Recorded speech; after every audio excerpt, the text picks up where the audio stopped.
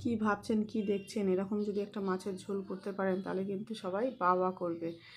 তো নমস্কার বন্ধুরা, রানিস কিচেনে আপনাদের স্বাগত। আজ আমি করব আর মাছ বড়ি আলু দিয়ে ঝোল। তো প্রথমে মাছগুলোকে তো নুন হলুদ মাখিয়ে রেখে দিয়েছি। আর এদিকে মাছের ঝোলটা যেহেতু আলু দিয়ে করব, লম্বা লম্বা করে মাছের ঝোলের আলু কেটে নিয়েছি। নিয়ে তারপর কড়াইতে আমি তেল দিয়ে মাছগুলোকে ভেজে নিয়েছি ভালো করে। তবে সাবধান, এই মাছগুলো কিন্তু একটু ফাটে ঢাকা দিয়ে ভাজতে হবে।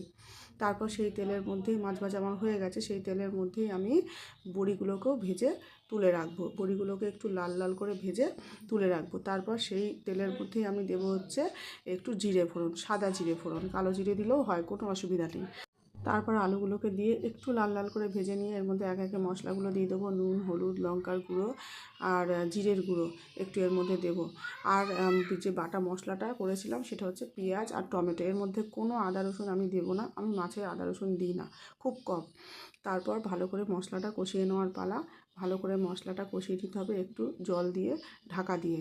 মশলাটা কষিয়ে নেওয়ার পর তারপরে এর মধ্যে জল অ্যাড করতে হবে, গরম জল। আমি সবসময় বলি রান্নায় গরম জল ইউজ করার কথা। তো গরম জল অ্যাড করে জলটা যখন ফুটে উঠবে, ঝোলটা যখন ফুটে উঠবে, মাছগুলোকে এর মধ্যে একে একে ছেড়ে দেবো। এরপর সমস্ত মশলা মাছের মধ্যে ঢুকে গেলে তারপর গরম মশলা অ্যাড করে দিলেই কিন্তু আমাদের রান্না শেষ। আমার চ্যানেলে যদি নতুন হন সাবস্ক্রাইব করে পাশে থাকবেন তাহলে।